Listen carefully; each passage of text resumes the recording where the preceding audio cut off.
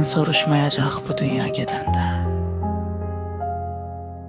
Hansı dində idin, neçə dəfə əyildin. Səcdələrin sayını çəkməyəcək heç kim. Sadəcə baxacaqlar, kimləri qırdın, kimləri sevdin. Bir ömür yaşadın, ya iz qoydun, ya kül oldun. Bir ürəyə toxundunsa, əbədiyyətə yazıldın. Əgər bir göz yaşını silə bildinsə, səssizcə bütün dualardan daha uca sayıldın. Qaranlıq gecələr var insanın içində. Orada nə kitab kömək edir, nə də sözlər. Orada yalnız vicdan danışır səni sənsən. Orada ya insan olursan, ya da itirirsən özünü bir dəfəlik. Deyirlər ibadət et, xilas olarsan. Bəlkə doğrudur, amma yarım çıxdı bu söz.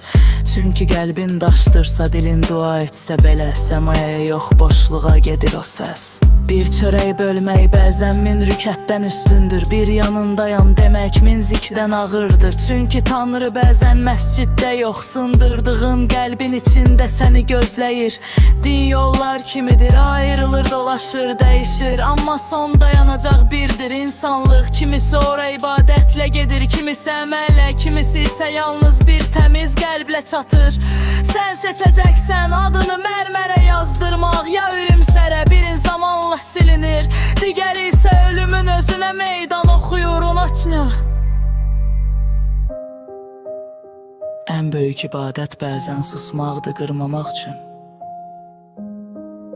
Ən böyük iman isə görüb də kömək etməkdir. Ən böyük həqiqət budur, insan olmaq. Bütün dinlərin son hökmüdür. Və bir gün səndən heç nə qalmayanda bu dünyada, nə adın, nə varın, nə də ibadətlərin, sadəcə bir sual qalacaq arxanca, bu insan kim idi? Əgər cavab belədirsə, yaxşı bir idi.